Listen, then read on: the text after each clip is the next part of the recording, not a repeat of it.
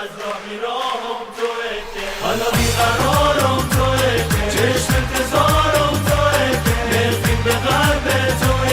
از راه میراهم توه که